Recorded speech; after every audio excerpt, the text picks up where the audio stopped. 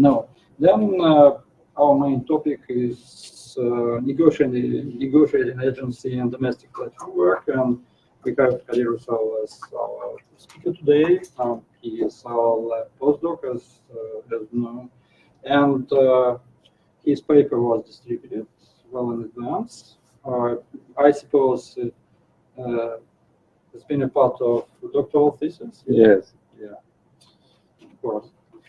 Okay, and we have two discussants for today. It's Andrei Shevchuk and Anita Poplawskaya. Anita, are you here with us?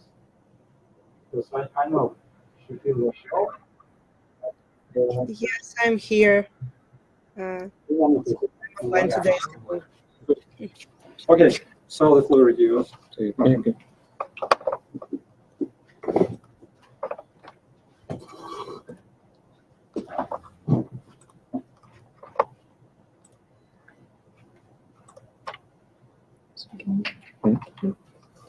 So I'm on to the left.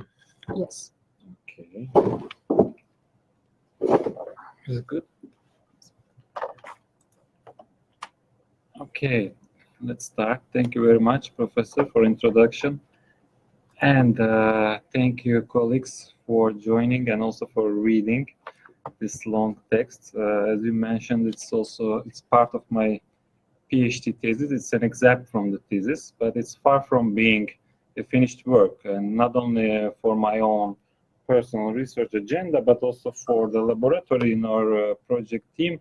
We are now working on a similar research on a Russian platform, so therefore the discussion here today will contribute to our future work. So I'll start.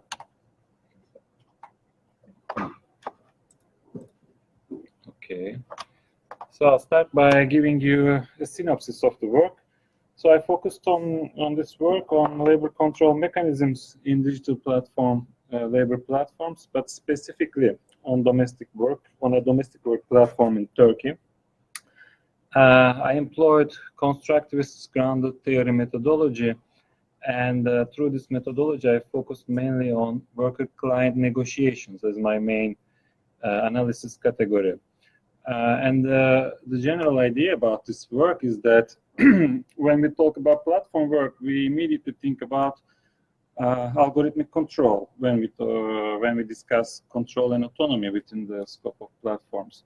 But when we talk about domestic work, not all control is algorithmically undertaken, and there's a lot of room for negotiations between actors, and therefore this is a proposal to study platforms as a combination or as an accumulation of negotiations and relationships between actors. And of course, this is without ignoring the role of the platform as a facilitator of such relationships. A little bit of background on labor control in platforms. In platforms, some in the literature call this form of control, labor control, as platform control, because there are no managers, no performance evaluators, and no employee status. And a lot of discussion in the literature focused mainly on using the labor process theory to analyze de-skilling or worker autonomy in the scope of the platforms. But also, a lot of literature focuses on how workers are algorithmically controlled using the data gathered from the labor processes.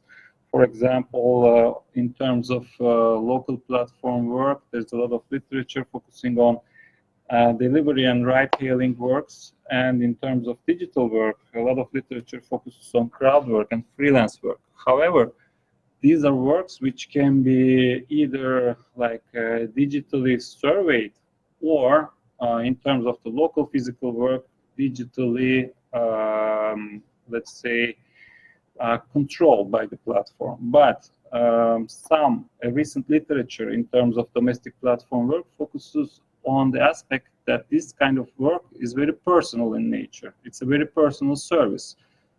So the client preferences becomes more important than or more complicated than undertaking just a delivery or undertaking just a ride.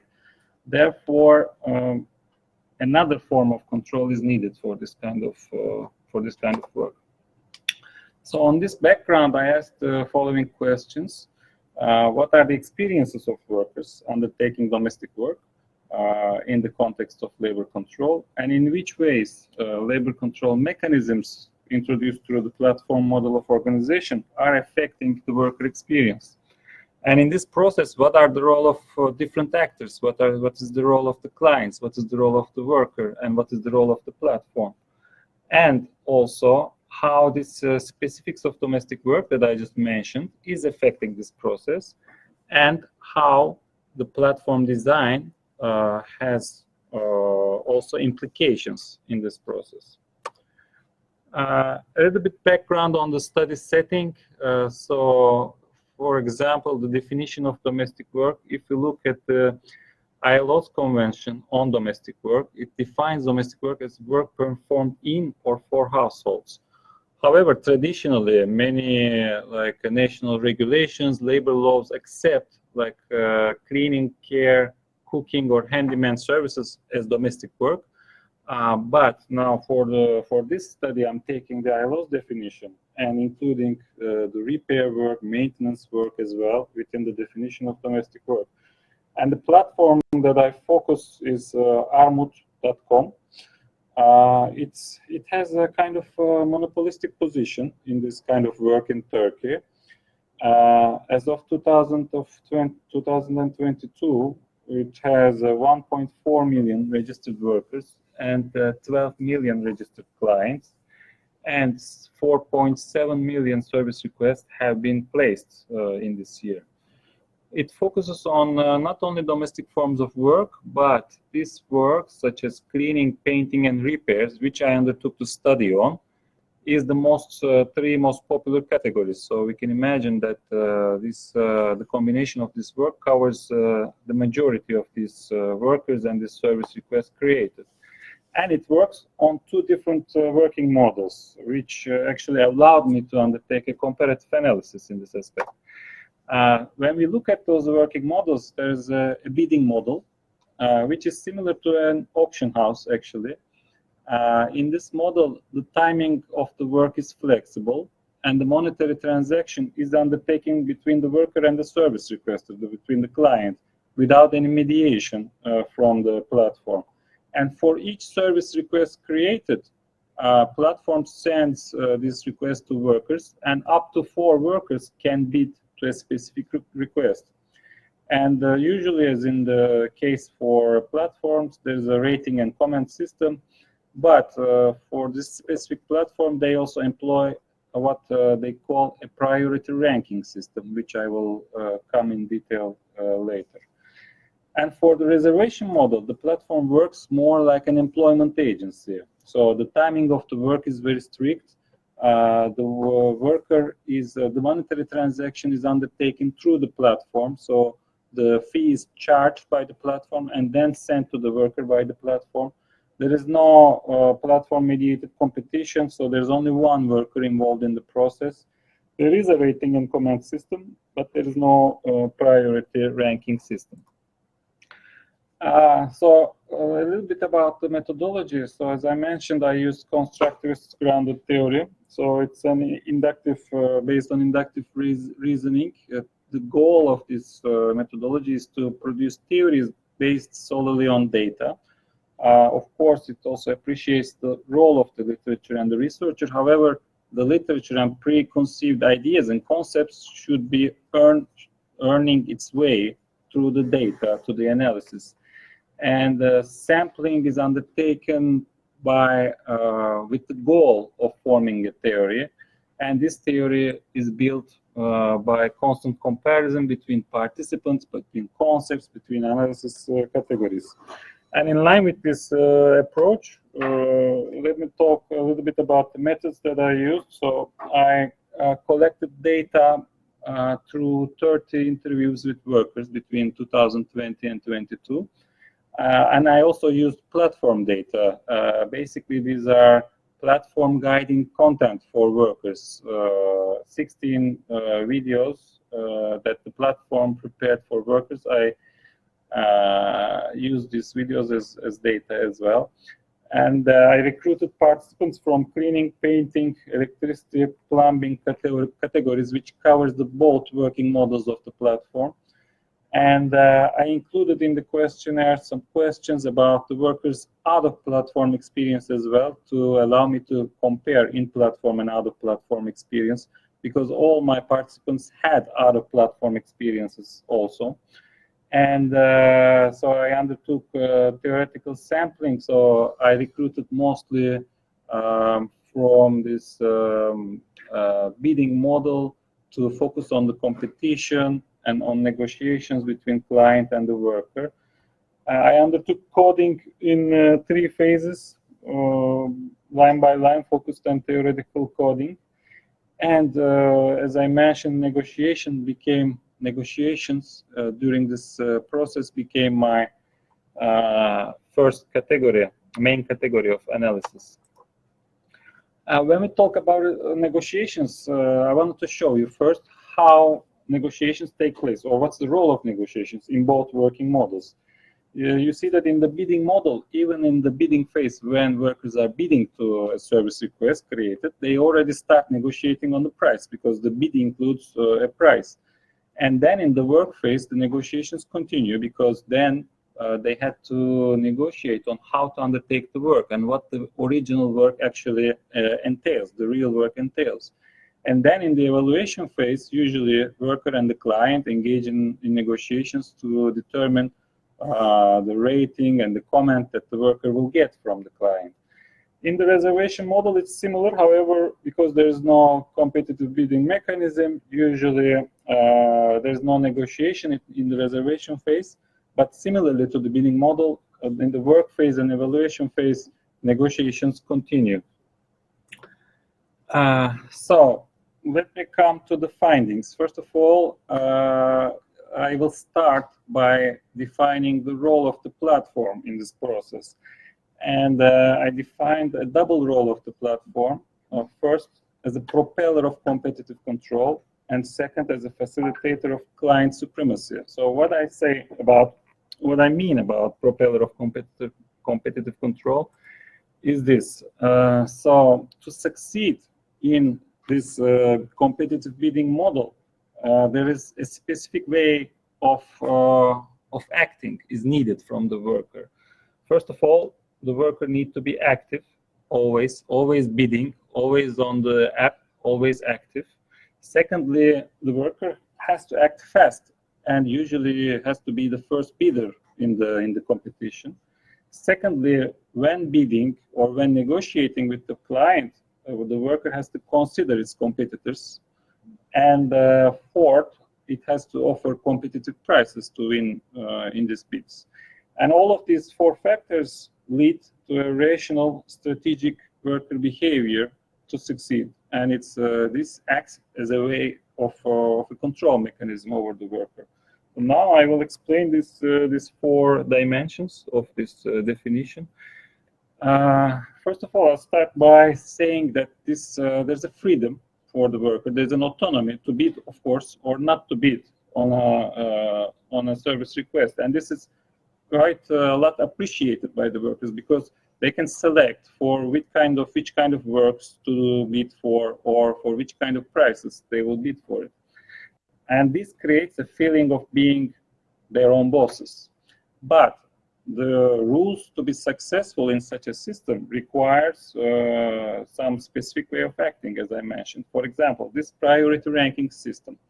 This system just takes the workers who bid more in the system higher in the ranking, and the service requests are sent to the firstly ranked workers first. It ensures actually an active behavior of the worker. So a painter, Bura, told me, if I don't bid in Armut for a week, they decrease my ranking to 150 to 200. The request that the client places reaches me a week later. And when I receive that request, the job is already taken. The more money I put into the system, my ranking increases and I get the jobs earlier. The number of bids I make increases my ranking. So actually, the way to succeed in the platform is to always to bid and the bid. And maybe I forgot to mention before, but for every bid, workers have to pay a commission fee, a bidding fee. That's either successful or unsuccessful. Acting fast and being the first bidder is the second requirement to succeed. So when we look at the platform content, they say they recommend the worker, don't wait, if you see a job you can take. As client selects one of the first 3 offers in 93% of the time. And I saw that many workers follow these recommendations. For example, an electrician, John, he told me, here in Armut, it's all about time. Client shared that job, you have to grab it at that moment. If you don't grab it, either you lose it or you have to do the job for 7 liras instead of 10, because 3 more masters can come in and escalate the things. So you need to be active, bidding all the time and bidding fast.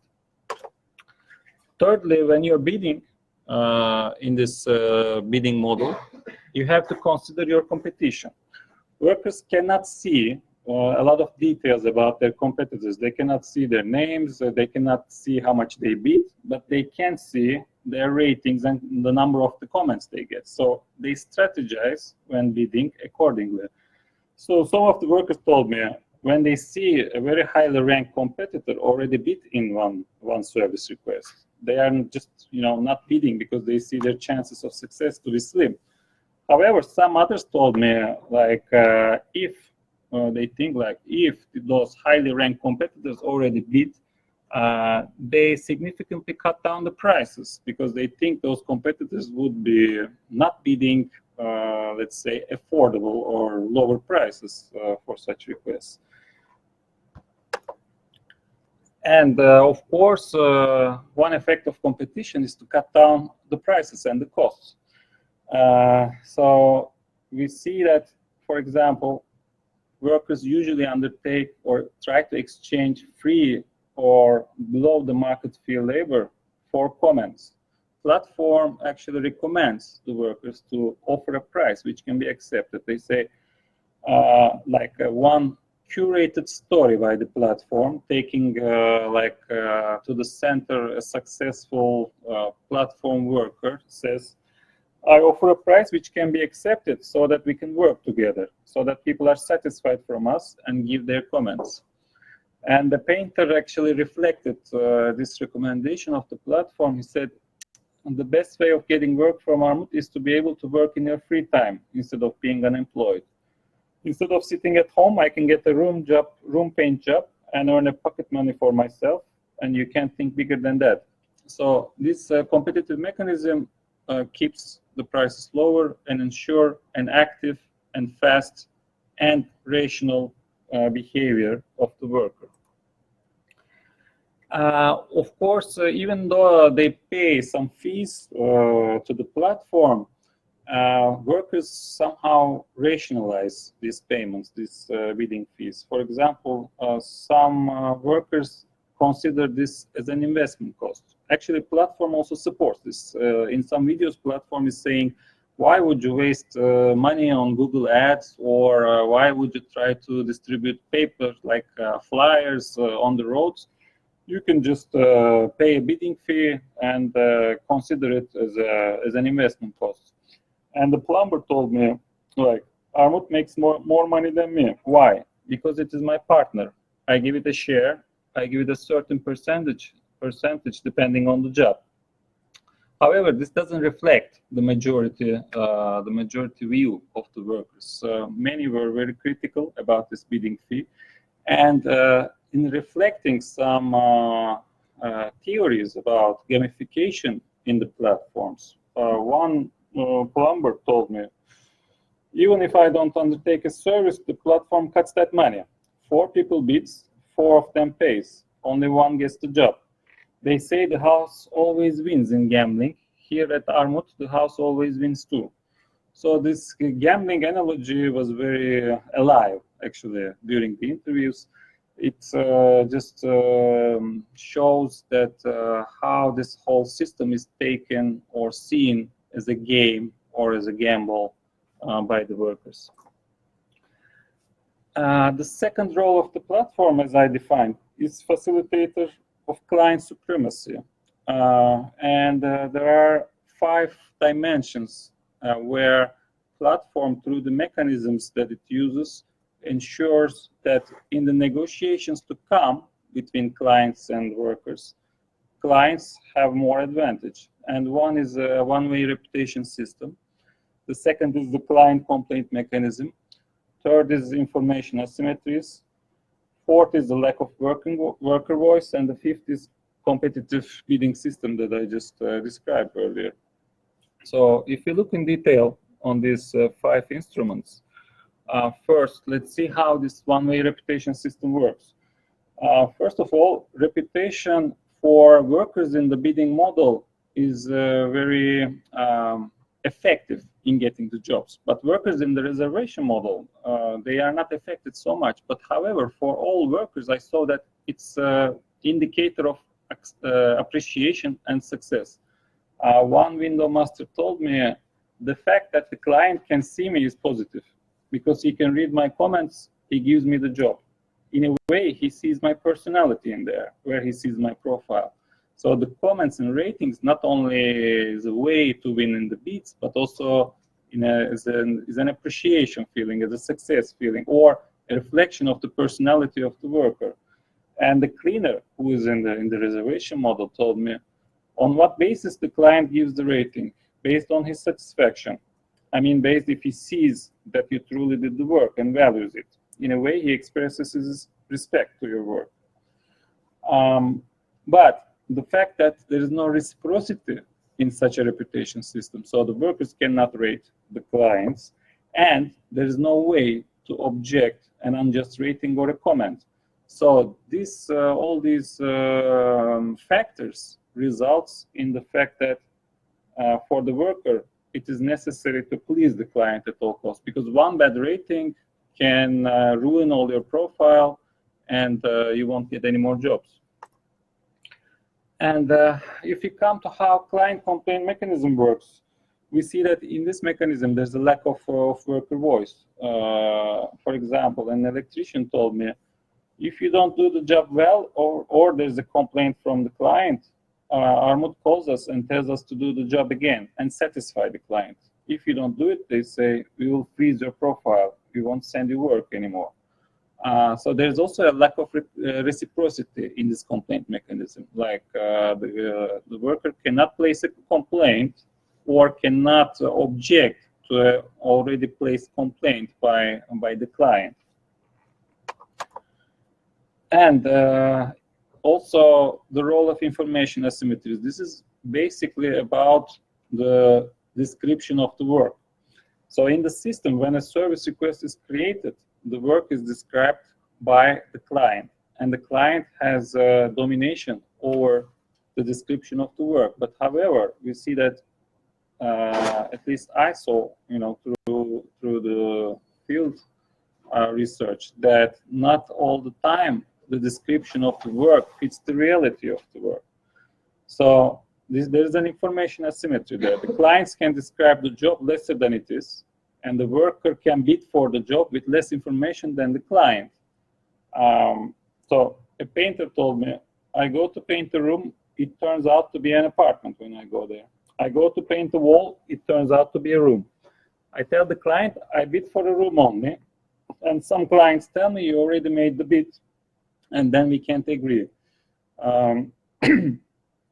And this is not the case only for the bidding model, but it's also the case for the reservation model.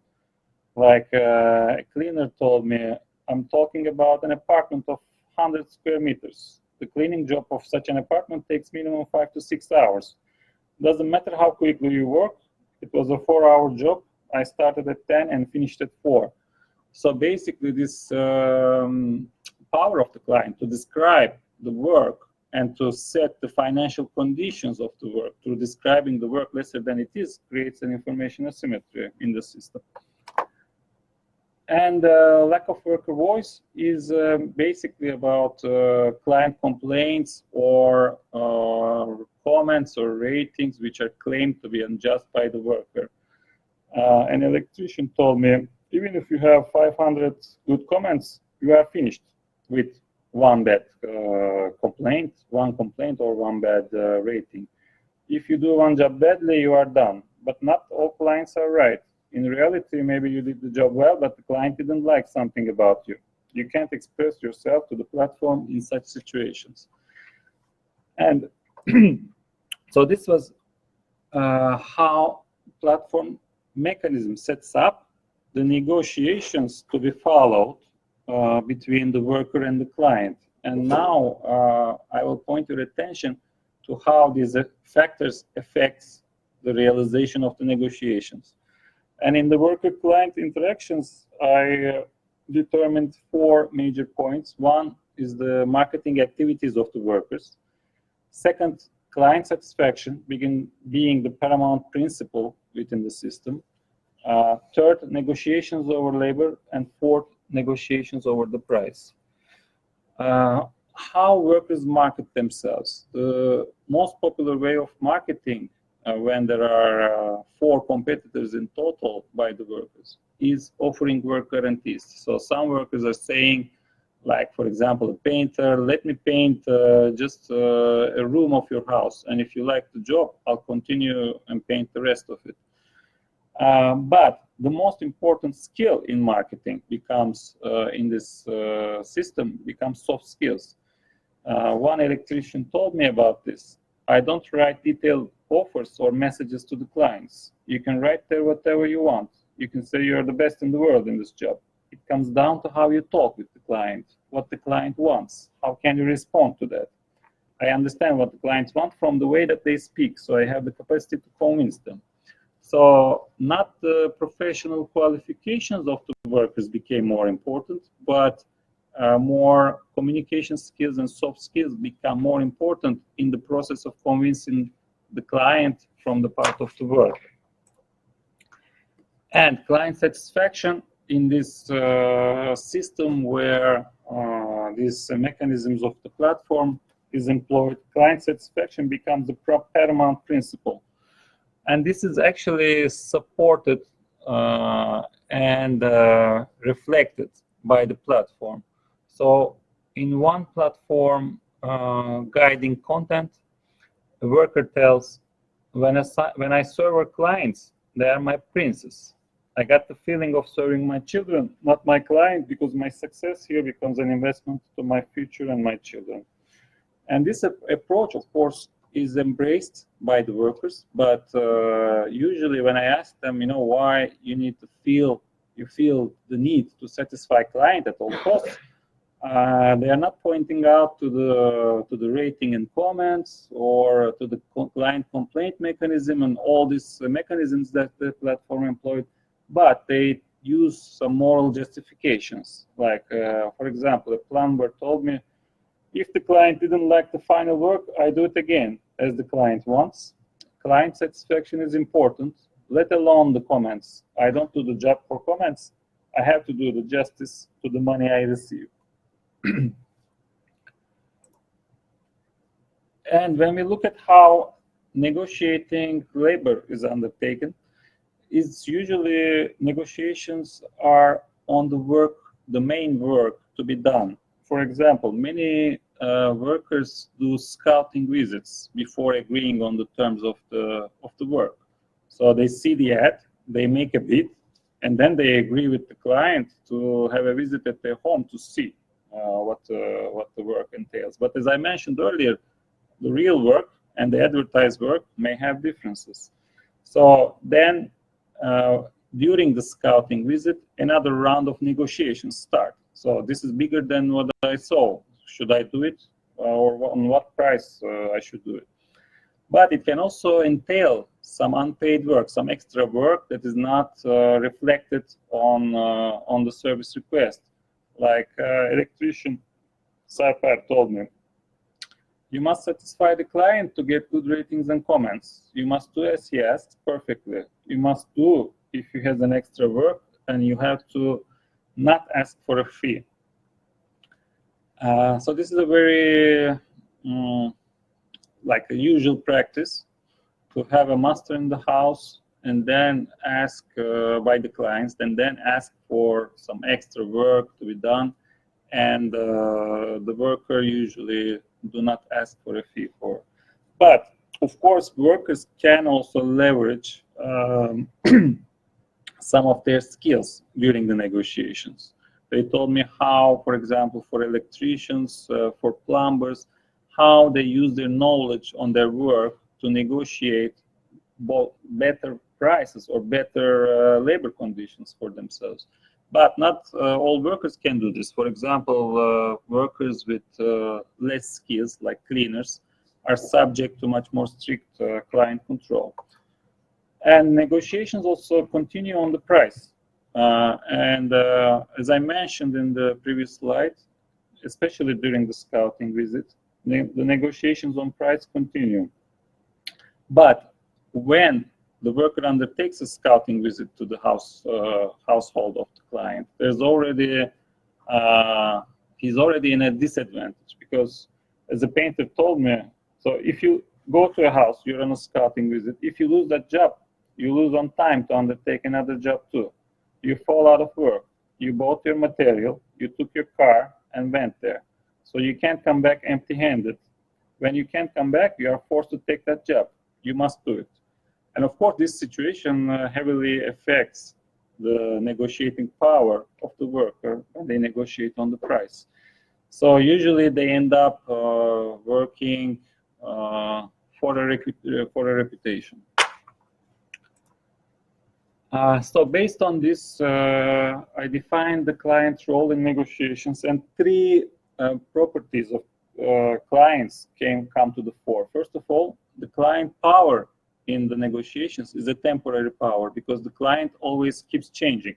And this has an important effect on the worker's feelings of control, because the boss or the client keeps changing. The temporary nature of the power is feeling them less under control. On the other hand, the client control is arbitrary, so it can change depending on the client. There's no rules or there's no contract on how to undertake the job, so it's an arbitrary power. But on the other hand, it has an inclination to exploit rules. Just for example, as I mentioned, like advertising the work less than it is from the part of the clients. That's why I defined the client's role as arbitrary rule exploiter. On the other hand, when we look at the worker role, we see that, as I mentioned in the first part, there is a competitive control within the platform in terms of this bidding model. And the workers are in weaker position against the client because of the mechanisms employed by the platform. However, they have agency to negotiate. They have an opportunity to negotiate their own terms. However, this agency is limited because of this platform setting the rules against them. However, if they have some skills, they can leverage their skills in the negotiations to be undertaken. So I define the role of the worker as subordinated negotiators. And when we come to the personal level, how these processes of platform level and the process of negotiations are affecting the personal identity work or personal negotiations also of the worker. So this lack of a boss creates actually for the worker a sense of agency, despite the fact that this agency is limited due to competition, competitive control, and client control. And as I mentioned, temporary nature of client control is important in the sense of agency of worker. And lack of worker voice within the platform also limits the worker agency.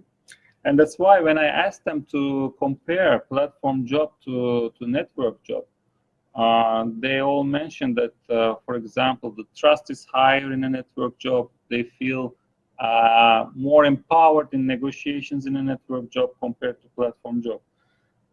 But this lower feeling of control over the work to be done is actually resulting in the weakening of professional identities, because when you lose control over how to do your work and the conditions of your work, this even though almost all my participants have been highly educated or having certificates in their own fields, so they're professionals, but they don't feel like professionals because they lack the control over how to undertake not only their conditions, but how to undertake their jobs as well. And this also results in the prevalence of more soft skills, the prevalence of constant availability of the worker, instead of undertaking the work in line with professional standards. On the other hand, as an effect of this competitive bidding system, competition and client supremacy resulting in the eroding of professional identities, it also results in has some implications on organizational prospects, because the workers see each other first as competitors, because they compete with 3 other workers in each gig. That's why all of them had negative beliefs on competitors. And an added fact in this organizational prospects, of course, is the isolating nature of platform work. It's maybe the case for all kinds of platform work. So there's a lack of trust among workers, and so this was something interesting for me when I asked an electrician, because he had a lot of grievances against the platform. He said he was very successful, but he said that the platform don't take his voice seriously, doesn't intervene in negative comments or unjust comments and ratings or complaints. And I asked him how this should be changed, what can be done to change this. And he told me, there are many problems in Armut, but truly, I want only this, a strong competitor to Armut. I love Armut, but they need a competitor. They need to get themselves together. So when subjected to competition, maybe it's not so surprising to see that the hope for change for a worker doesn't come from like an action or solidarity or organization, but the hope for change comes also from the competition. So just as the platform disciplines them through competition, the worker hopes for the platform to be disciplined by the competition as well. So this is the conceptual map of the analysis. You see that it's undertaken in 3 levels. On platform level, you see that these 5 mechanisms affecting the negotiation level, and the resulting power, lack of power or powerful client and weak worker affects the personal level negotiations of the worker, and through the lowering of or weakening of professionalism, it results in the lower sense of agency on labor process. Sorry, one box here left empty, so it's organizational prospects of the worker. My final slides on discussion and on future work. So what I try to show here is that different platformization processes for different forms of platform work is actually in place. So I try to show how platformization occurs in domestic work, and that not all platform control is algorithmic, and maybe that platforms should be studied as negotiated relationships between actors. And this, of course, hints at one definition of platform, as well as on short mentions. So control is radically distributed, but the power remains centralized. So as we see in this case of domestic work, control is distributed to clients, but how the cards are distributed by the platform, it actually retains the power. and this sense of agency over the work process in terms of the discussion and discussion of professionalism and job proficiency is a reference on the work of Pongrads. And on the final slide, we saw how competitive discipline affects organizational prospects, which reminds us of the concept of economativity. So how economic thinking and economic rationality is actually dominating even the organizational actions of the worker. And for future work, so one limitation of this study that I haven't been able to get the data from the client's perspective. This is and I think for everybody who's interested on platform work, should be, I think, an agenda for future research, and focus on different country and platform design contexts, which luckily we have already in our project group, we have already a goal to undertake. So thank you very much. Mm-hmm. Thank you so much for this presentation, also for perfect timing. We immediately move to the discussion and give the floor to our discussants, and I guess Anita will be the first one.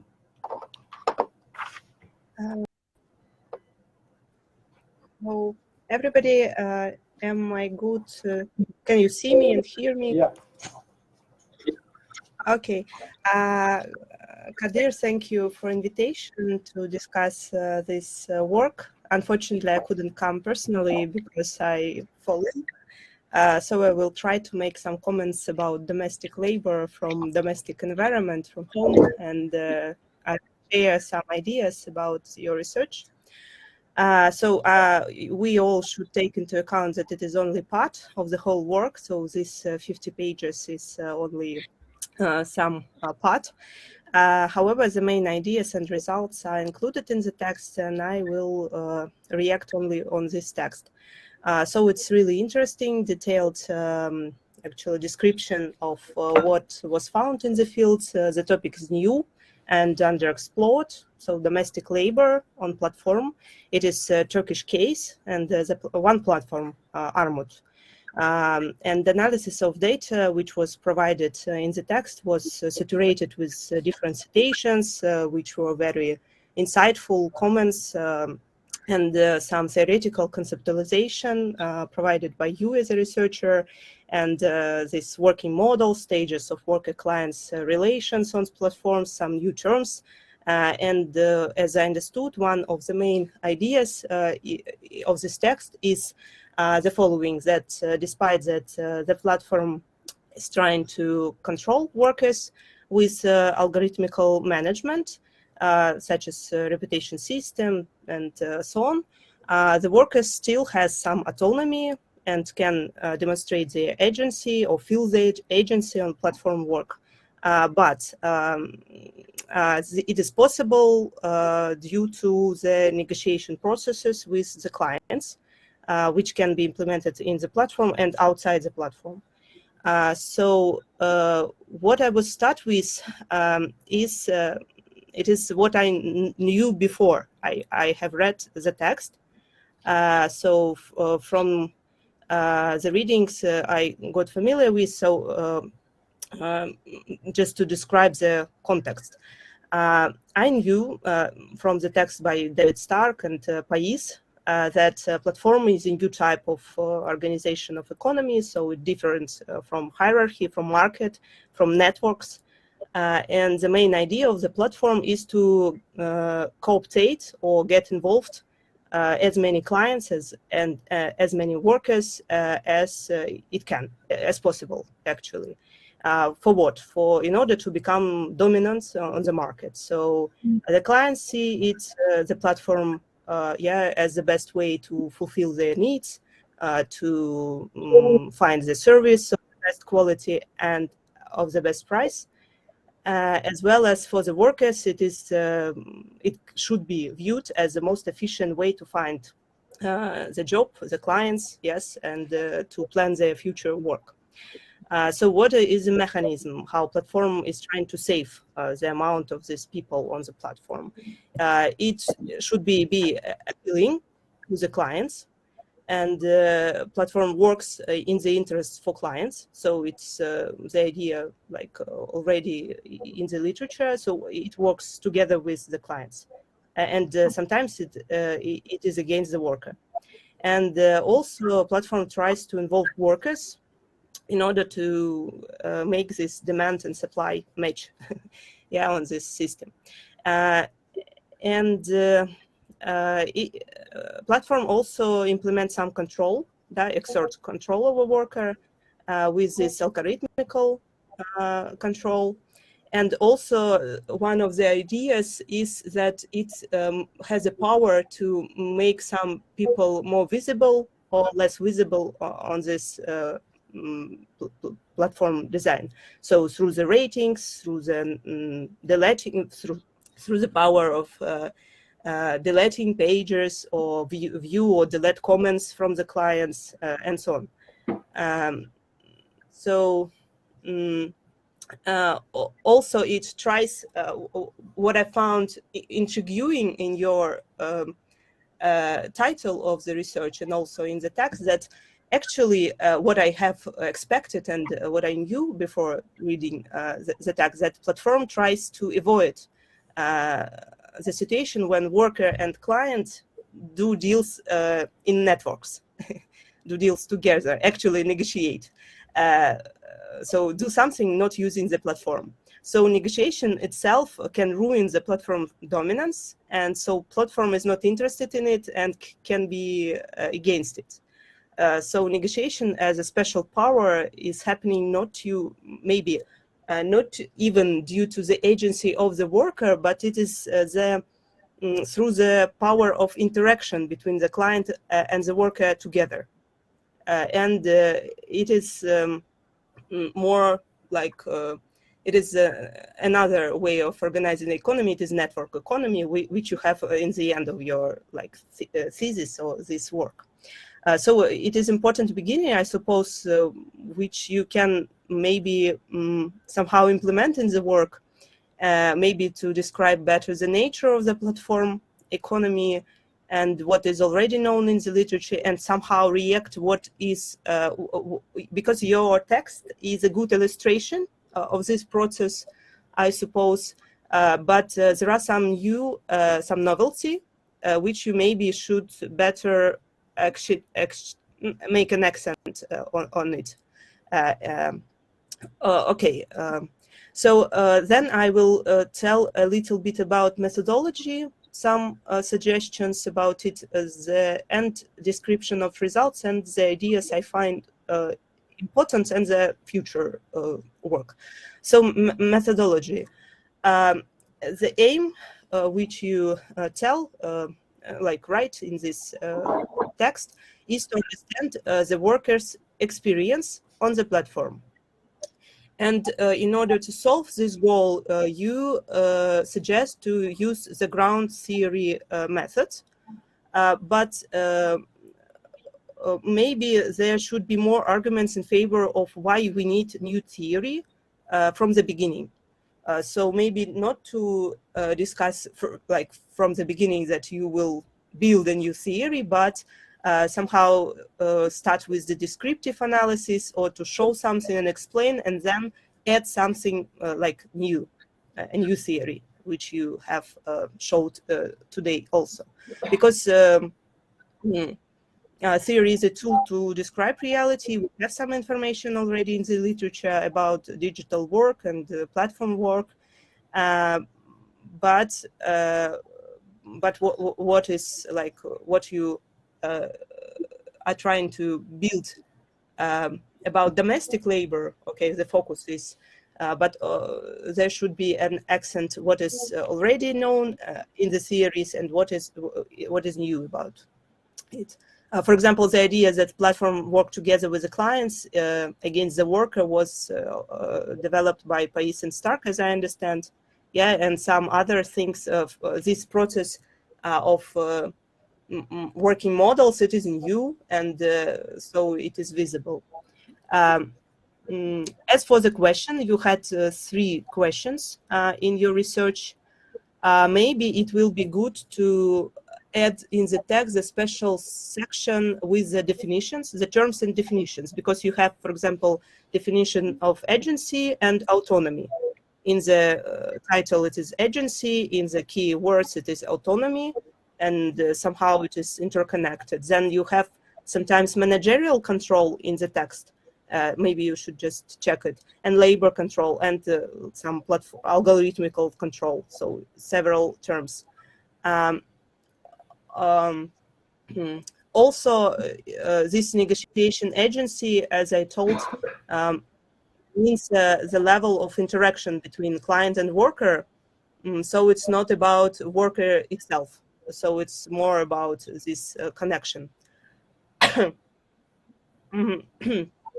As for the third question, which you try to answer, how the platform design influences the experience of worker, I think it's hard to understand how you prove that as your study can answer it, because you use only one platform, Armut, which has no competitors on the market, and it has the design.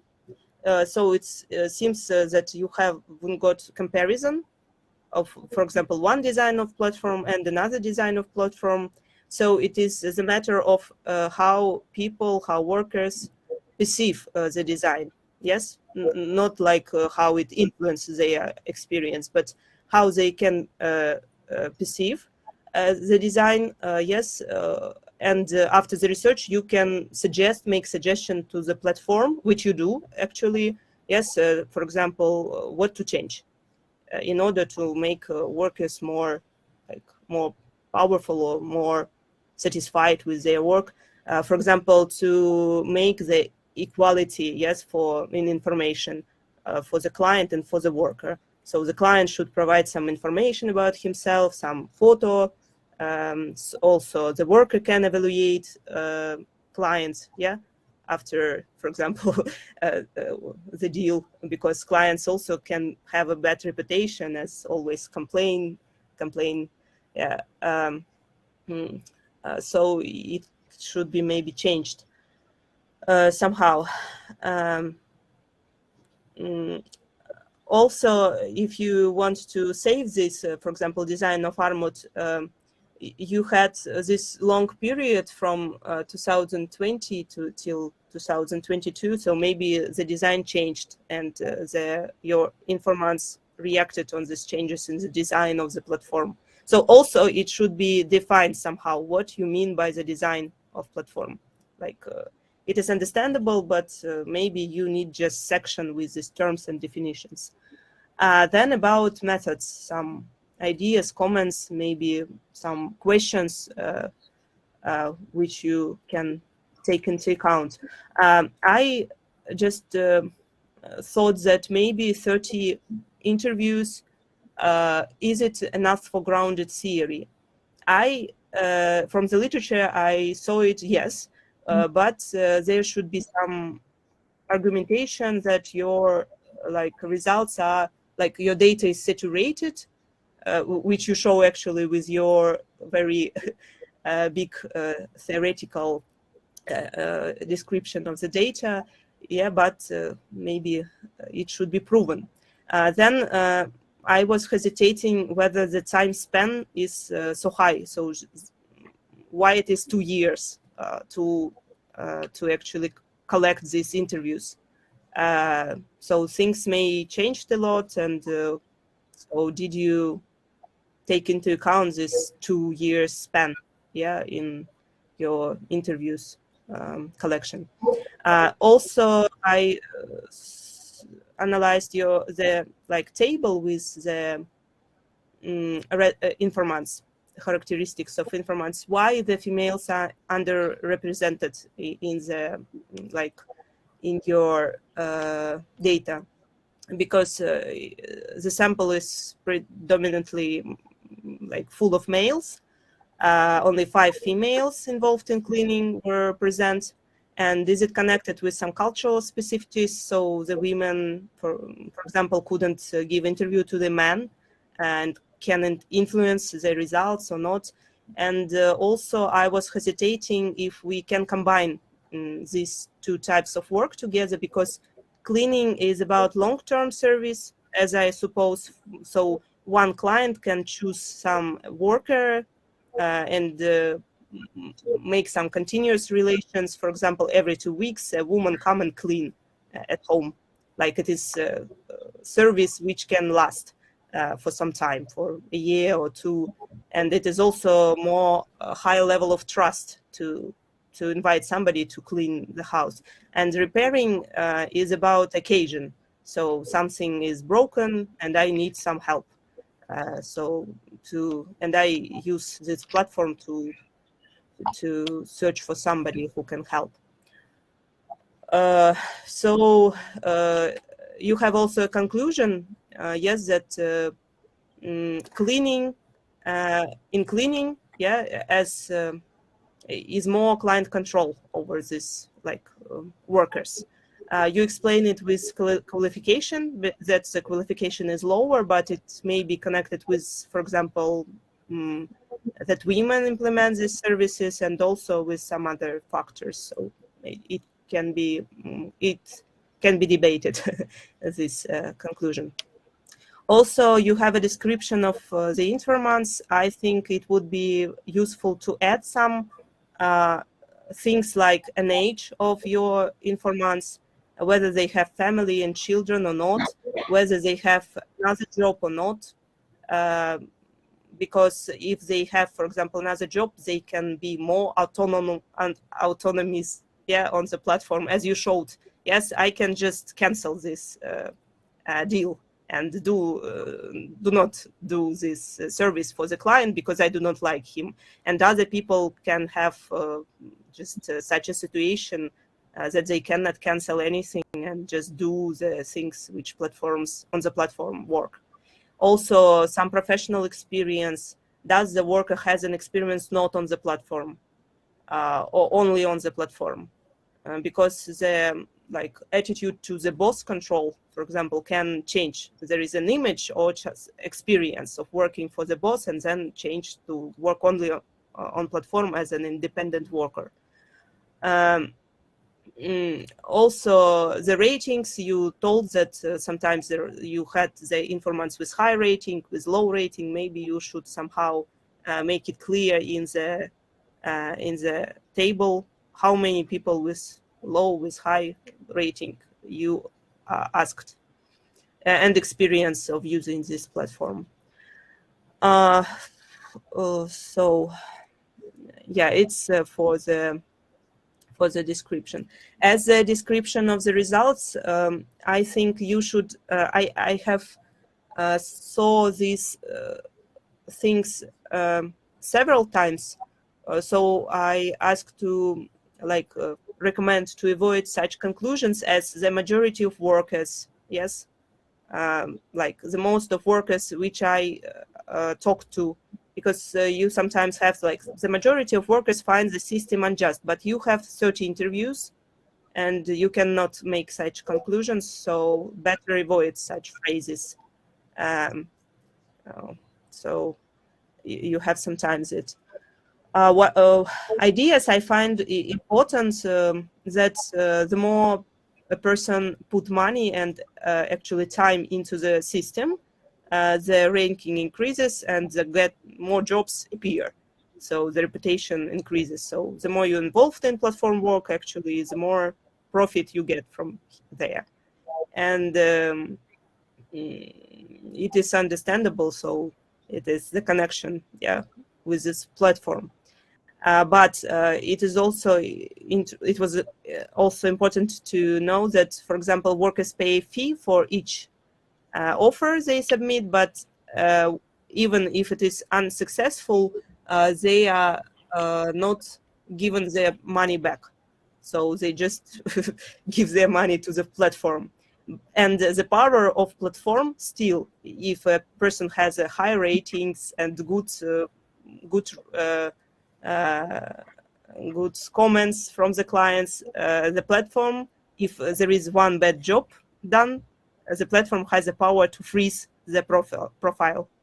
yeah, so it is like how the power of platform is shown. So it is very like saturated data you have, so very interesting to read, and maybe like so what I liked a lot. But also I wanted to emphasize that you have the position of the workers who may say what they think, but they do not maybe tell about some opportunistic behavior. So I do not, I wonder if you had such a situation, they wouldn't say that, for example, I went to client, do some not quality, a job of a bad quality and receive my money. So you should somehow write it down that it is position of the workers. So your concept about like that workers are not empowered, yeah, and clients are empowered should be also tested. Maybe some interviews with the clients should be made, because I hesitate that in order like that clients see themselves as empowered. I wouldn't because like I think about the Russian situation when you have, for example, a problem with the plumbers, like with the water, with something, you just need help. And the worker who comes into the house and you have this problem, he has the power to like decide what money, like what's, and the platform with this like system of comments make it possible to somehow tell somebody that what has happened.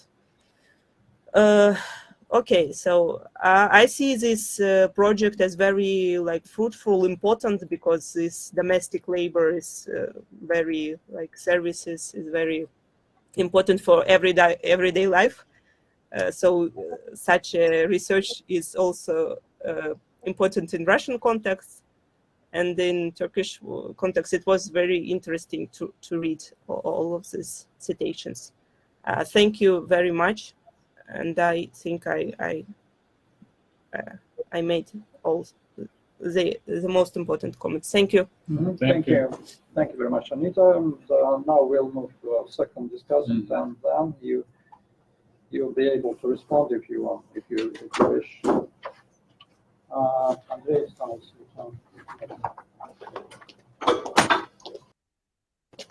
From here. Hello, everybody. It's a great pleasure to me to be a discussant today. It was very kind of Kadir to make me busy on this evening. But I couldn't refuse Kadir, of course, because we worked a lot on this topic, and it's for me, it's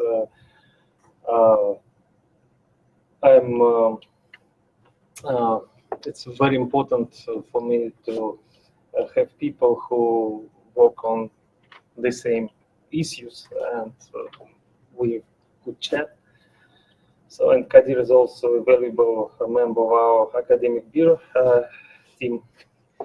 So it's a bit difficult to me to discuss this paper project, because I'm involved very much in what is going on. We discussed a lot this thing, and I also read almost all the thesis of Kadir, which is not 50 but 150 pages, I think. Yeah, so 200 pages. And as far as I can see, many things which I had in mind as suggestions or notes or even critique are present, more present in the Kadir's presentation. I should say presentation was brilliant because it summarized very good what you have done.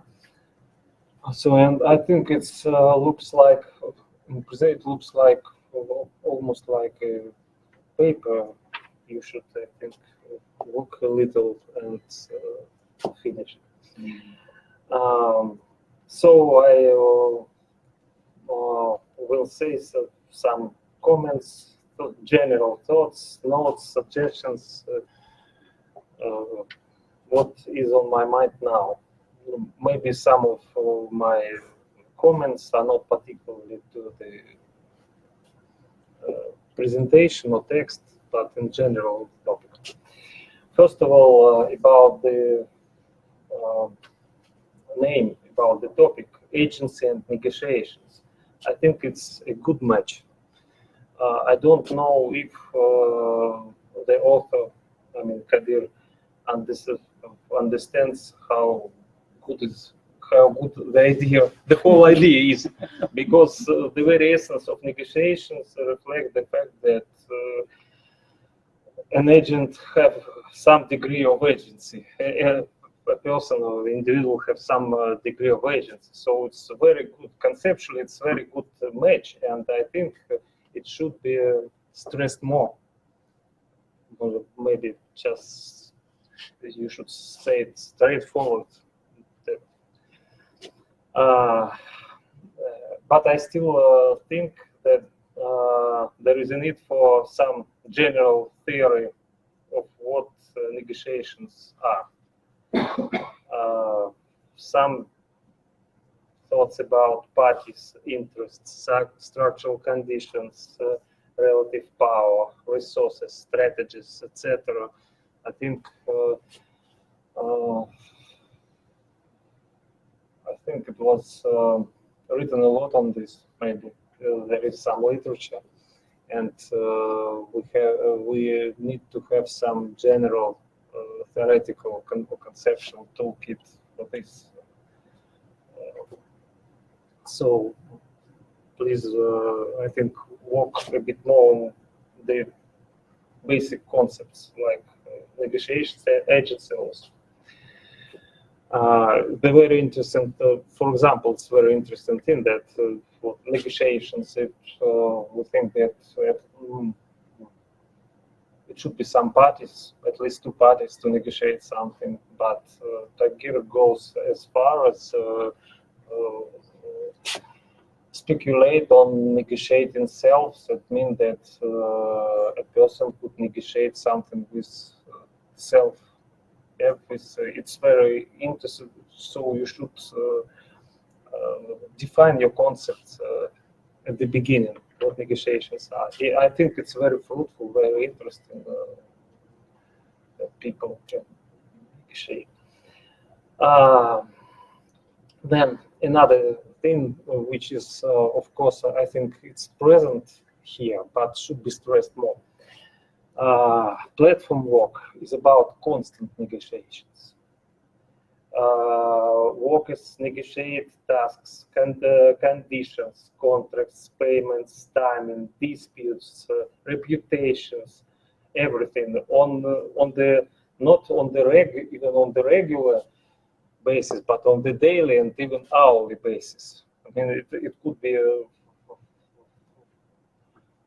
it could take place several times a day with different clients. It's not like in regular job with the boss and the job instructions. Of course, in the regular workplace, we also negotiate a lot and every day, but it's very different from, because in platform work, you negotiate your working condition, your pay, and things like that. So it's platform work. It's a good avenue for negotiation. It's also good for you for the topic you choose. It means it is the right concept to use. Then we gradually come to a problem, a puzzle, a challenge. When you are in your results and when you are talking about all the things, especially empirical results, we should conceptually or somehow distinguish effects of self-employment and specific effects of platform work. We also met this challenge with Dennis when researching freelancers, and we didn't catch the problem at the beginning, that there are a lot of things which comes from simple self-employment. There is self-employment is also about this negotiation. What platforms specifically do in this? What platform adds? What platforms alter? You have some things here, but I think that you should put these questions also just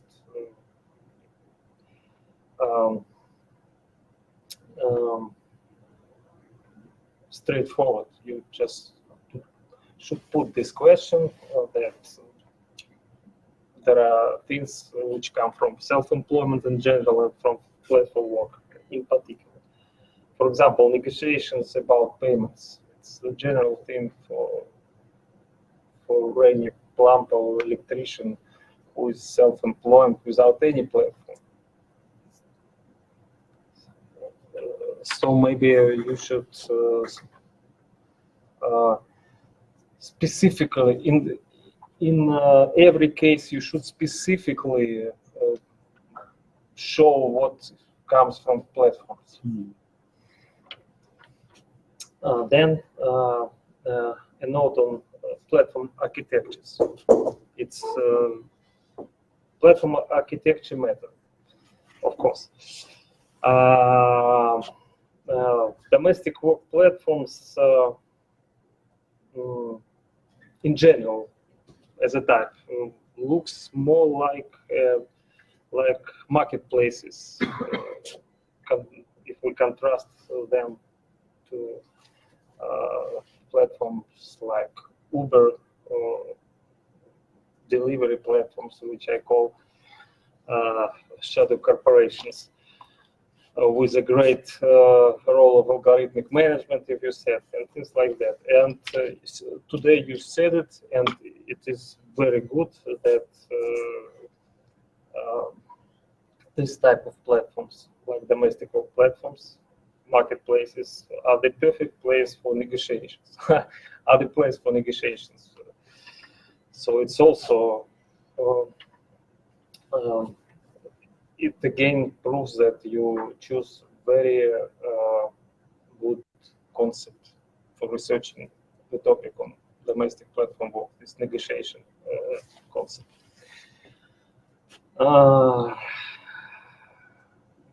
But platform literature in general take inspiration from researching platforms like this Uber-like platforms with algorithmic control. So it is a danger always. It is a danger to take insights from this literature and put uncritically put it on platforms of another kind. Absolutely another. As I believe really that there are two types of platforms according to my own typology, which are absolutely different, and regulatory response should be different, and some and workers feel themselves differently. So then let us consider platform architecture within this domestic labor platforms. Of course, there are many platforms. There are a lot of mechanisms, a lot of different architectures. And when we can start comparing and contrasting all these peculiar, specific things between different platforms. But we should also always keep in mind, is it a proper task to do? Maybe I mean that we are, as sociologists in general, we are not managers of their platforms. We are not maybe experts on this specific sector. Maybe we should be more interested in the very general platform features, which are constant across all the architectures, without the small peculiarities. And it's an interesting idea that a result of comparative research, for example, in Russia and Turkey, or on different types of different occupations within this domestic platform work, can be not the differences, but the general things that in different countries, absolutely different, like Russia and Turkey, in platforms with different architecture, we see the similar things. And we should just make a list of these similar platform features for this particular maybe sector or type of platforms like marketplaces.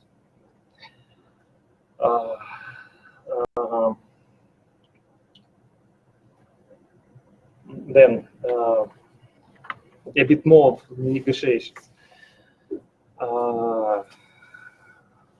I think it is interesting to see where negotiations take place. You also said about this. Some negotiations take place on the platforms. Yeah? Mm-hmm. It's about this formal matching and things like this. Some formal things maybe, but negotiations are also taking place behind the scene, behind the platform, as you said, at clients' homes. Yes, it's informal negotiations. These negotiations are not controlled by the platform. It's very interesting. Or not directly controlled. Of course, it's somehow influenced, but not completely. And so maybe it is useful to divide these two mechanisms or two scenes, two levels of negotiations, just visible and more formal negotiations on the platforms, and informal negotiations, individual negotiations. And then I think, in general, I think that Kadir presented very good framework, and theoretically it looks very appealing, almost perfect, I would say, but I'm not completely agree on the empirical part. I mean on the interpretation of the results and things like that. I think the role of worker agency is undermined in this project, and I think it's the position of the researcher. So I think it's your own opinion, man.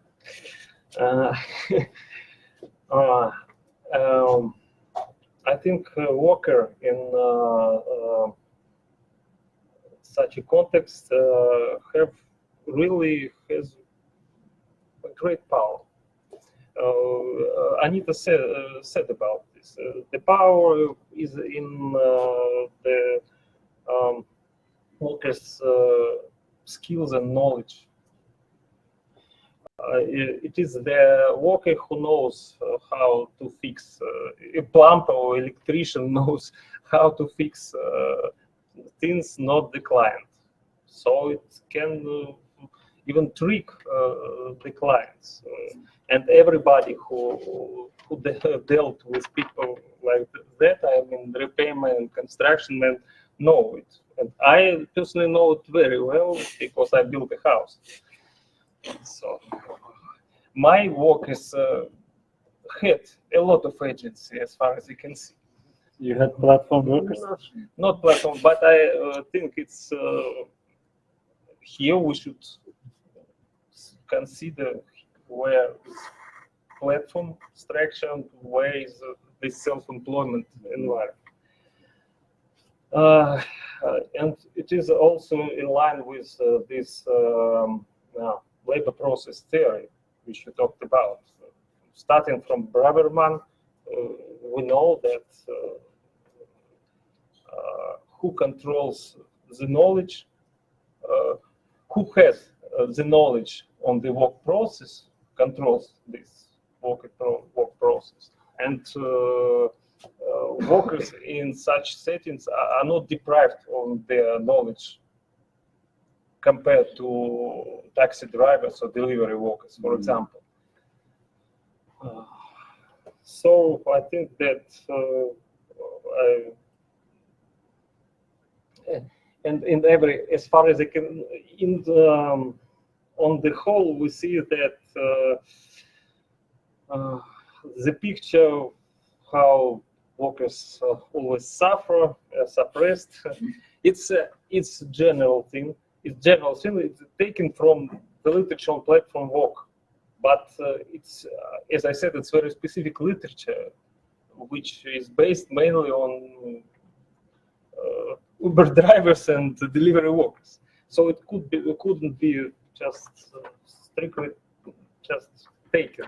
So maybe your contribution will be to show the agency of workers, not to show that they don't have agency, but show they have some agency in particular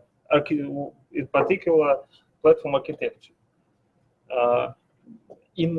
In every situation, when you interpret it as a glass half empty, but you could say it's half full.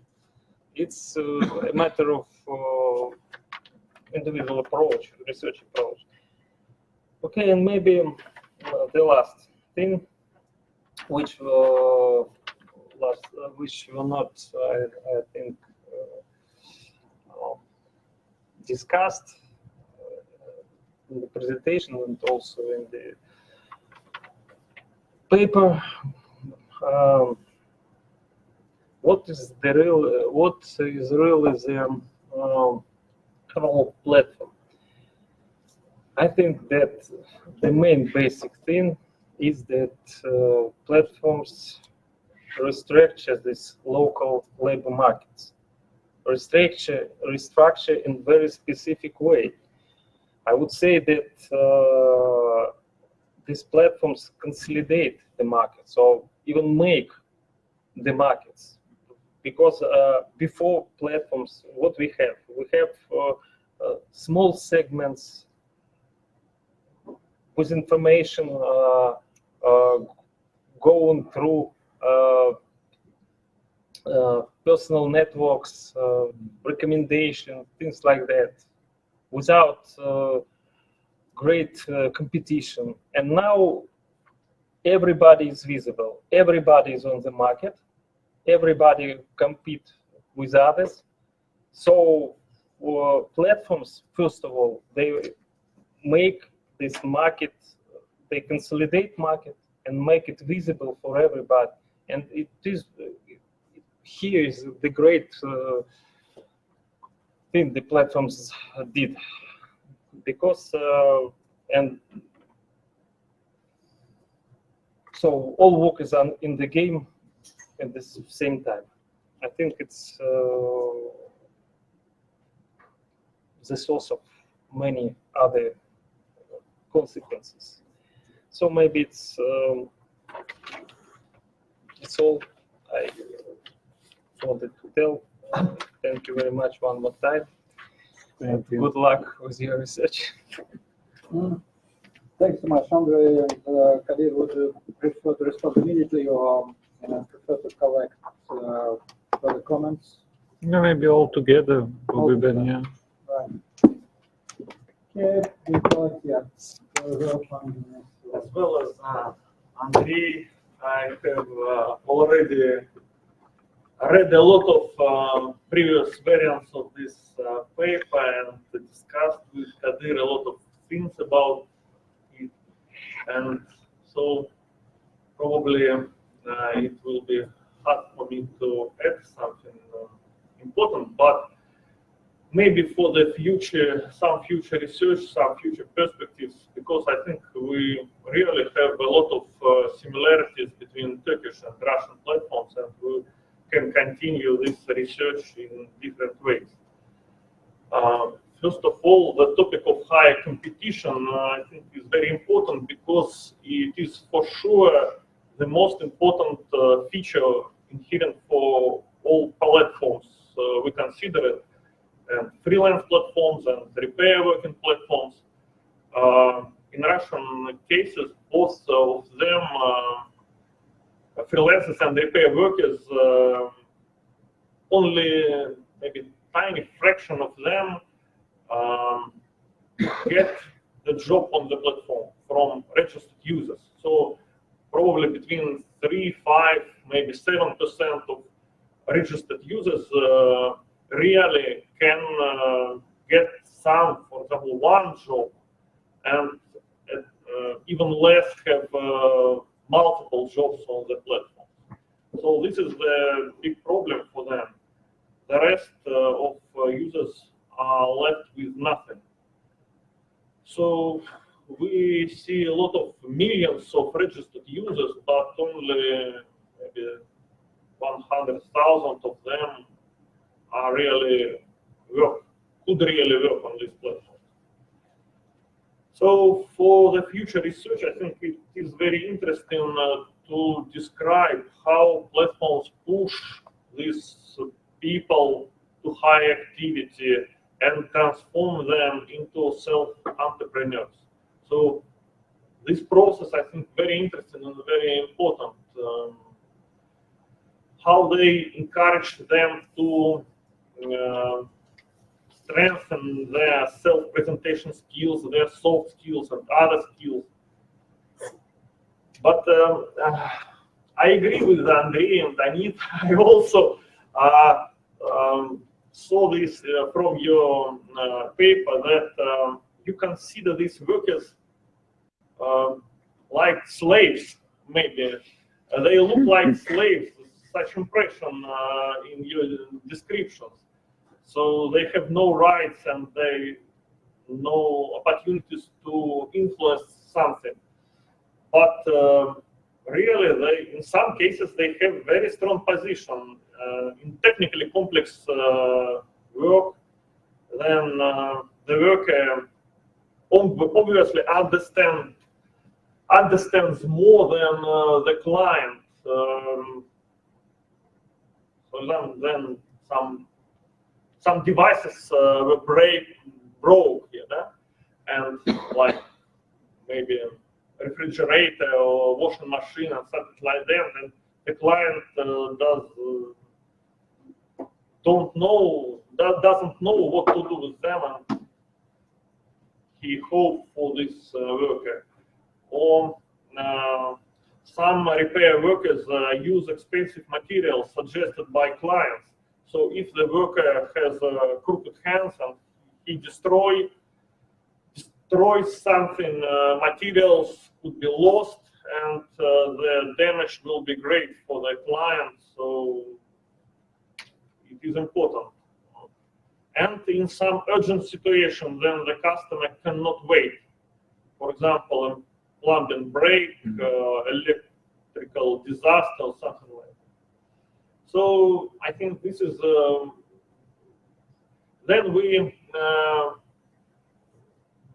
did our job with freelancers and clients. So we had both research with both sides, and we understood that if there is some opportunism from the clients, so freelancers said us about it, and then we discussed it with clients. They say that freelancers are also broke the initial agreements and do some bad things.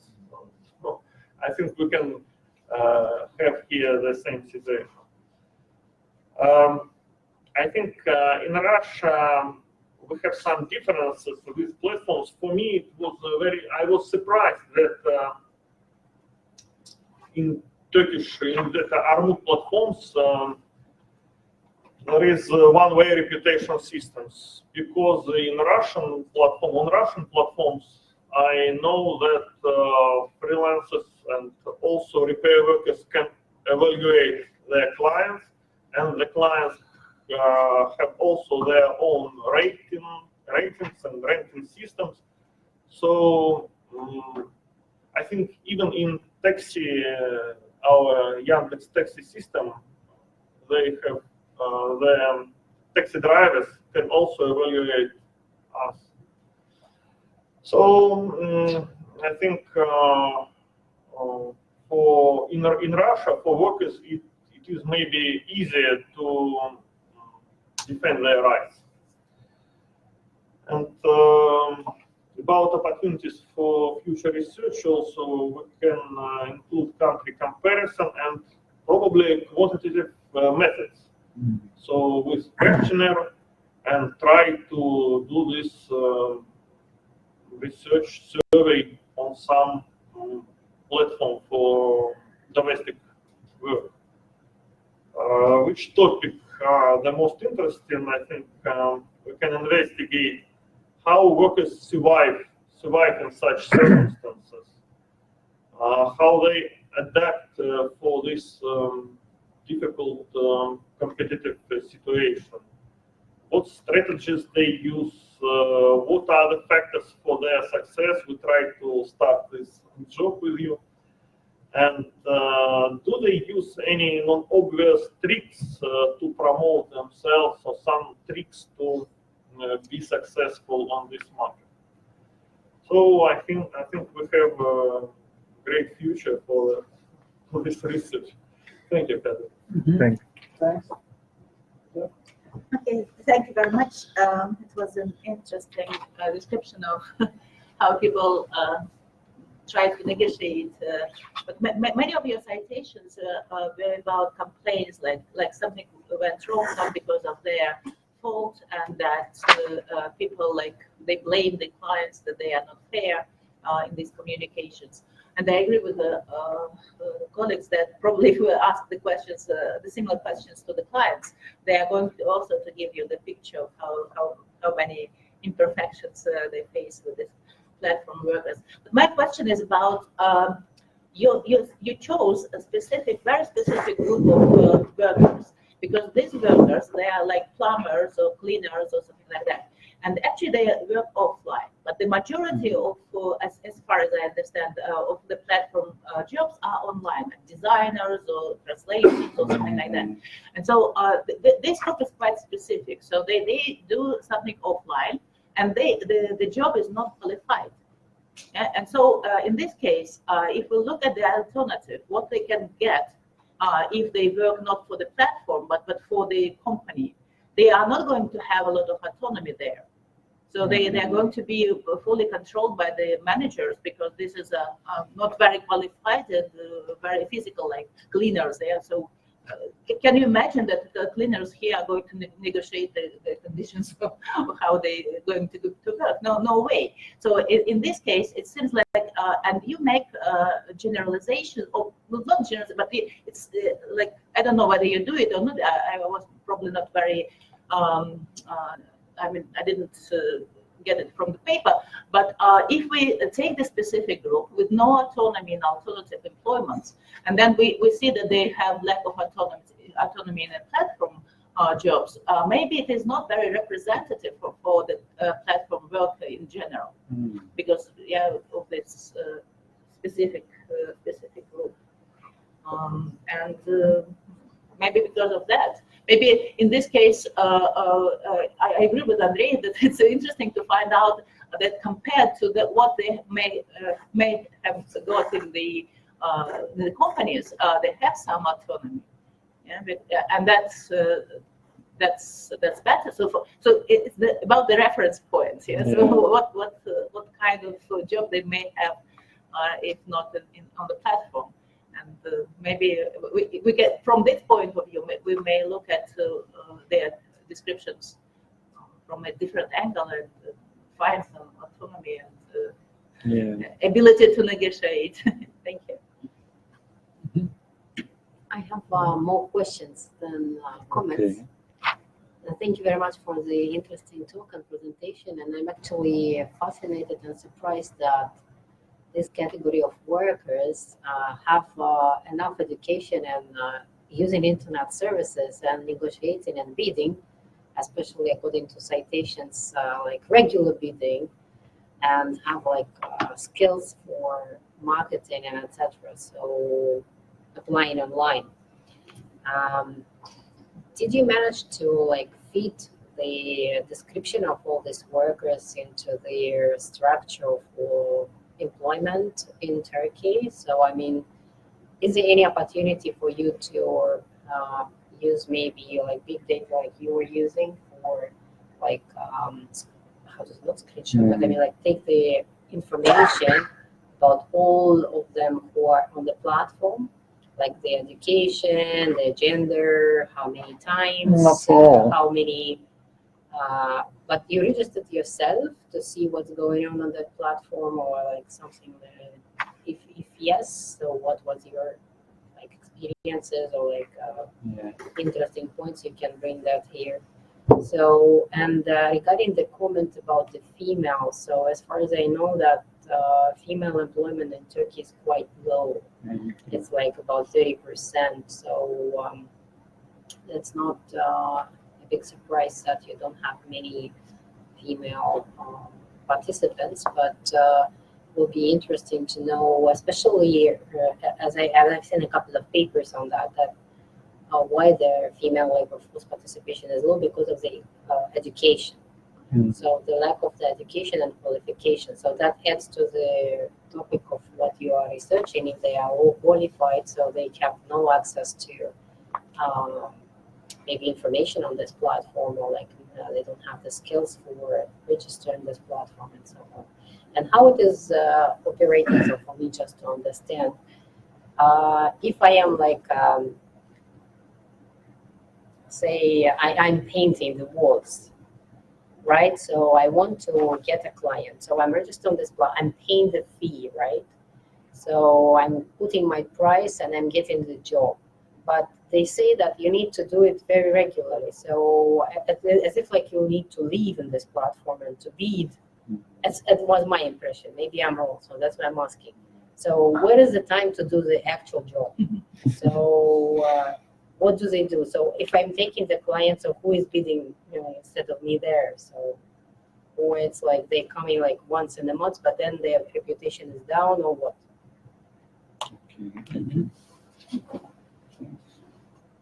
Yeah.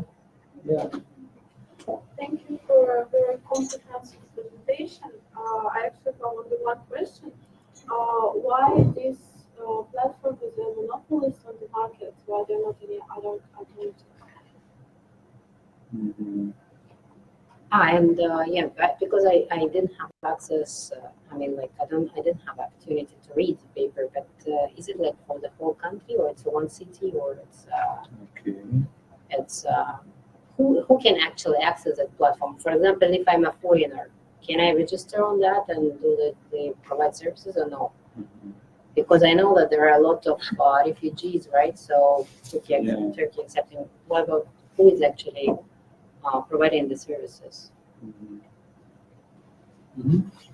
Any other internationals? Anyone online?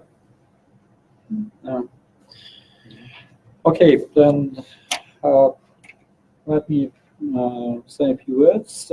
First of all, I enjoyed very much reading this paper, and I think this research is very exciting. The paper is very informative, well written, and all arguments are very clear. I would make one short comment, and I have also two questions. The comment is just following the comments of Andrei and Dennis. It would be, I agree, it would be nice to elaborate a bit more on the agency issue, which is in fact a central issue of your paper. And my point is it largely depends, to my mind, it largely depends on the occupation. And the occupations you get actually are rather different. meaning that, in my opinion, cleaners would not have much agency and power because cleaning is low-skilled work and not so many opportunities to trick the client or whatever. Painting is a little bit more qualified, but not much more. While repair workers could have much more capacities, much more capacities to influence the client, to trick the client, like plumbers and particularly electricians who are considered as highly skilled workers here and elsewhere. So positions of cleaners and electricians must be very different in terms of their capacity to negotiate with the client. And it would be good just to somehow distinguish between their status positions in this respect. And also probably, yeah, it's very interesting also to, you mentioned some kind of the opportunities to have opportunistic behavior. It's also one more interesting topic. I guess they build up their networks with clients and to skip from the platform and bring these clients away. I don't know if it happens frequently or not, but and many other issues which are called opportunistic behavior. And then I have two questions, rather clarification points. First, about constructivist grounded theory. I must admit I'm not a great expert in grounded theory, but I know it's pretty important for the guys, many guys who are doing qualitative research, but what does it mean? I mean, how constructivist grounded theory differs from the regular grounded theory, just for me to know. And second point is about priority ranking. I do not quite understand how it is constructed. I know, I read it from the text that it depends on number of bids the worker participates in. And in this respect, it looks not very fair. I mean, it looks like it's being sold up for money. I mean, ranking is sold out for money, and not for, does not reflect professional skills. But then I just following discussion, I know that it may somehow affected by the client revelation and complaints. So in total, how priority ranking is constructed? Is it a complex combination of different evaluations, or just depends on number of beats, which would be strange to me? That was second point. Thank you. And now we are coming back to you. Okay. So some maybe clarifications, more general comments, but I better start from the line of comments. So I better start with Anita's comments. Thank you, Anita. So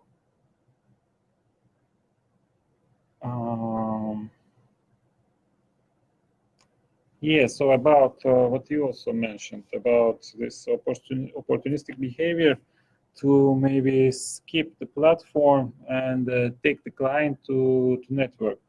Of course, this is, I think, the case for many workers in this kind of platform work.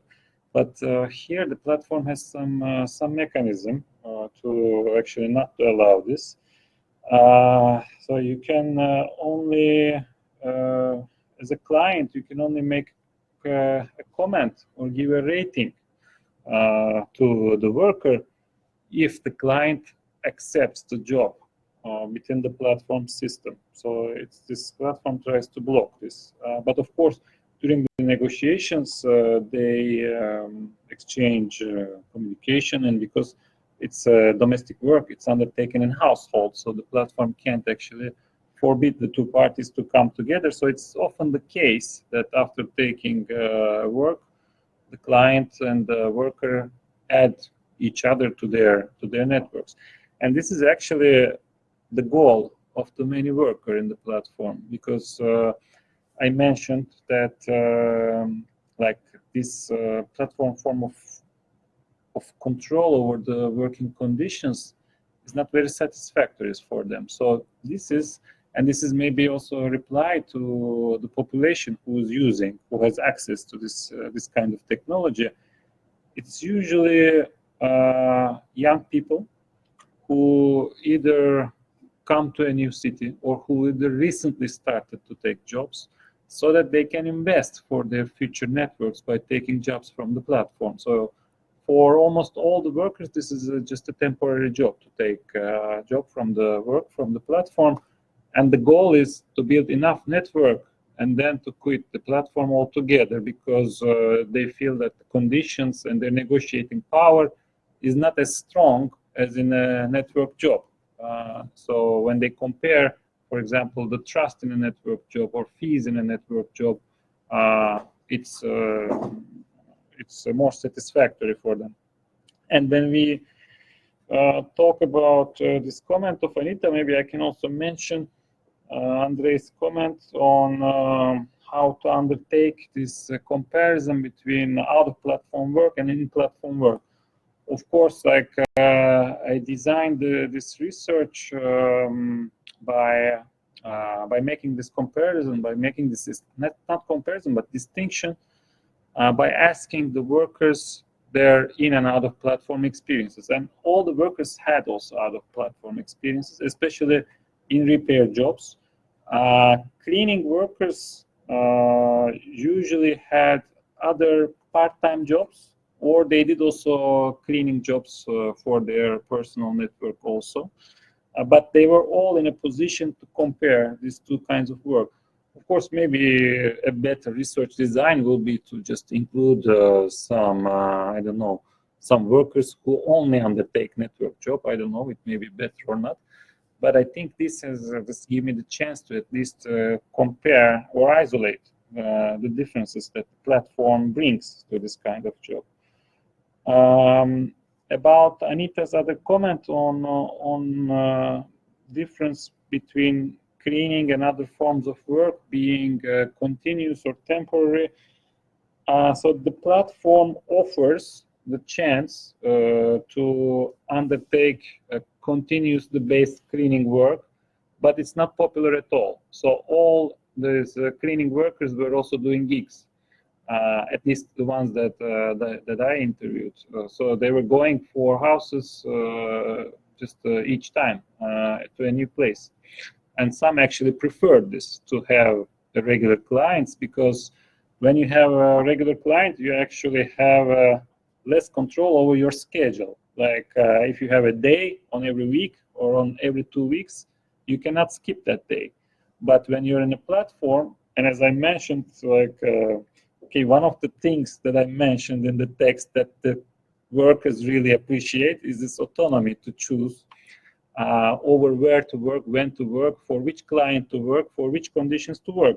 And this actually works very well for the case of clients, for the case of cleaners, because they can choose simply the timing and details of the job. Yeah, about the methodology part and the need for a new theory.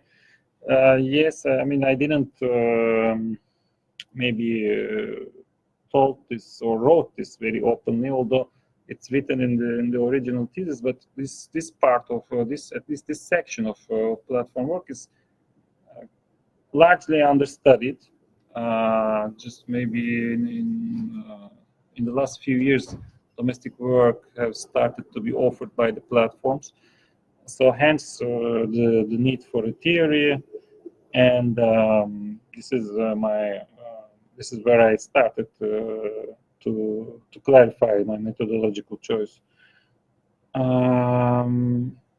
I agree about the need for better definitions, which you also mentioned, Andrei also mentioned. So I take the point that I should conceptualize not only negotiations, but agency and autonomy. I mean, agency autonomy I conceptualized in the original thesis, which I couldn't take it here, but definitely about the negotiations and different sorts of negotiations ongoing. So I'm thank you for this point. I'm taking it. Yeah, and another big limitation of the study I mentioned is the missing the perspective of the client. That's for sure. So I was not basing all my analysis on the worker accounts because I had the platform data as well. So I was checking it with the platform data. However, a platform has no control over individual negotiations ongoing, as you mentioned, you know, like for example in the household or on the phone. So the client point of or client experience in negotiations is the limitation of this study, which I have to focus on in the future.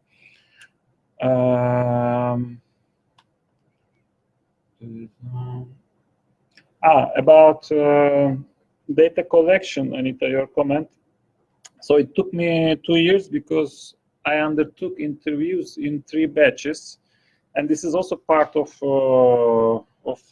methodology too. So I undertook some data and analyzed it, and developed some concepts. Also, even changed the interview questionnaire a little bit. Did some more interviews. The platform design stayed the same. So maybe also in relation to your question, I logged in as a client and also have an account as a worker, which I don't use, but I had the chance to see if the client, if the platform structure was the same or have changed. So about females. So it's also about my choice for theoretical sampling. So I wanted to focus more on the competitive bidding model because this is where the negotiation happened more.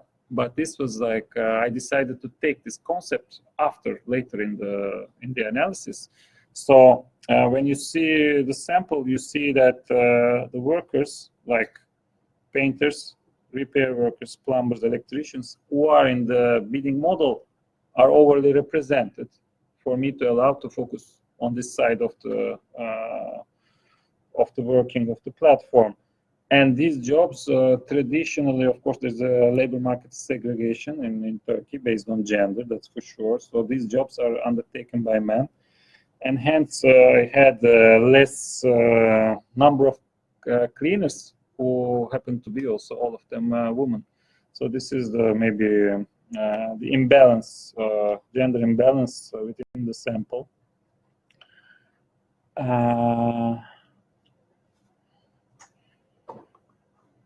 Yeah, so yeah, I take the point on giving. I have all this information like age, family situation, having another job or not, but I didn't give them openly in the text. It's a good point. Thank you for that.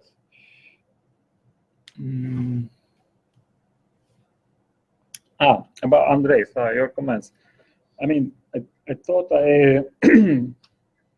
like when I was defining the worker role, I tried to make it clear that negotiating also entails some agency. So that's for sure. This is I admit this agency, but I try to focus on the factors limiting this agency. So maybe the story seems like very like slavery conditions, but it's not. But I take this point that maybe it's represented differently than I thought.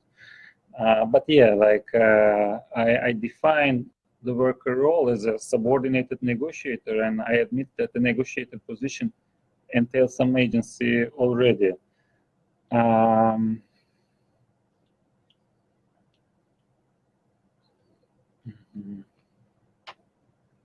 Yeah, I already talked about self-employment and platform work difference, and how we can, how I try to differ this.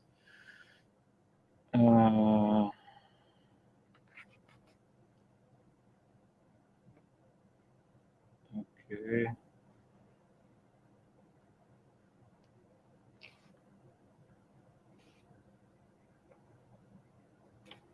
Yes, so a similar comment you made about skills. I mean, definitely I saw that the skill level has like a direct correlation with the power in negotiations. So your comment also is absolutely relative about cleaners. Like they are much more subjected to client control than painters and electricians, for sure. So this is a factor in the negotiations, as I mentioned.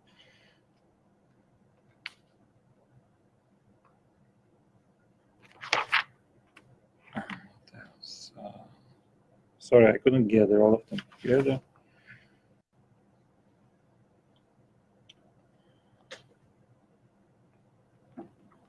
So for if workers, what is the alternative for them? This question is so it depends also on the work. So for cleaners, the alternative is usually not working in a cleaner company, but mostly doing cleaning job through their networks, and some of them do it.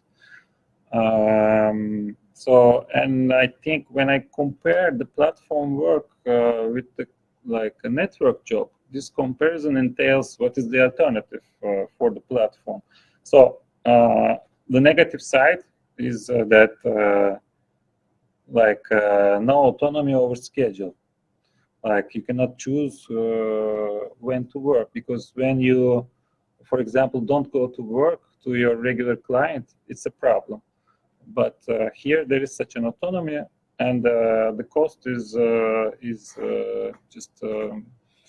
just being dominated by this rating and comment system, this trust mechanism, which actually doesn't work as good as a network established trust.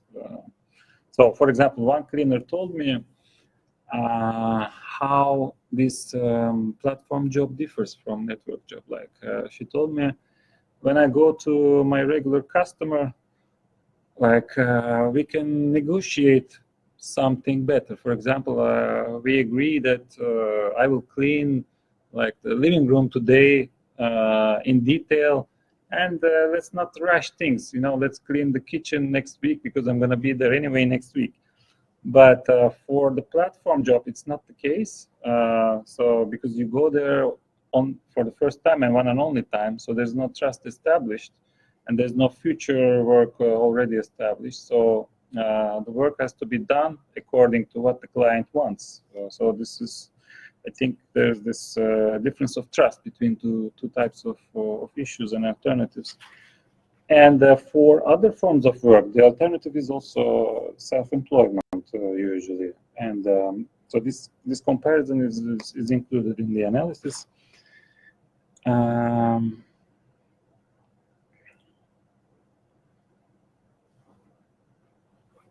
So about, yeah, I think I already talked about like the general age of the participants. So although some of them like asked help from their children to use the app, but this was very much in minority. So most of them were young, newcomers in the sector, newcomers in the city, with a lack of network, and trying to build a network by, doing job for low cost or doing job for sometimes for free, for rating, for reputation. Therefore, they had like really good skills in using the apps. So they were very relaxed in using the app without any issue.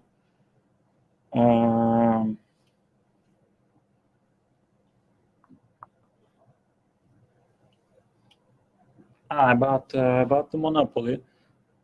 So it's interesting that so some other companies try to enter this sector, this domestic platform work. So new platforms were established, but as Anita mentioned, so it's the goal of the platform is the network effect. So to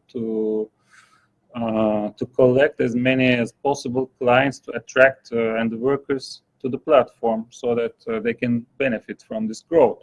So it actually needs a huge investment, to make a competitor platform visible and to be used by clients and by workers also.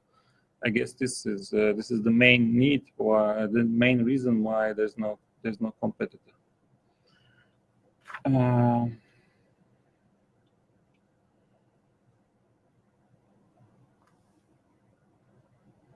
So about your questions, so this is a national platform, but I undertook the interviews in Istanbul. So I only interviewed workers who are living and working there, but they serve in the whole country. They give service.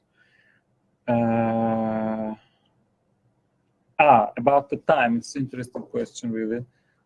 So because of the time to invest in the app, and also maybe the need to do as many jobs as possible in one day because of the let's say low profit margins, they are always on the move. So even I struggled a lot to find workers who would agree, who would just give me 1 hour of their time, because like even for example, yeah, of course I paid them. I paid them by the platform's hourly rate for their respective jobs, for their respective categories. But even they struggled to not check their phones during the interview. Like some of them just put them down, but some were just looking. So yeah, it's a race, like even at night, many of them are checking the app because at night the competition is lower. So the opportunity to win in a bid is higher. So the time is a very big issue for this platform workers. About so female employment, yes, the labor participation rate is very low. I think over maybe 40s now, but I think the low representation of women in the sample is more about the jobs. So because there's a gender occupational segregation. So rather than lower participation rate, I think it's about the occupations that I choose, which resulted in lower representation of women in my sample.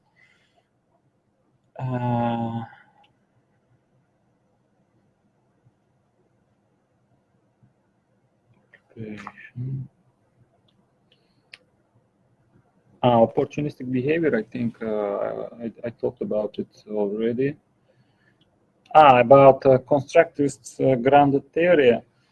So it's so the original grounded theory doesn't actually recognize the role of the researcher, because as you know, in grounded theory, the theory or the analysis is solely based on data, at least in the original version. So not only researcher shouldn't bring any preconceived concepts or theories to the data, but also the background of the researcher is also not recognized. So this is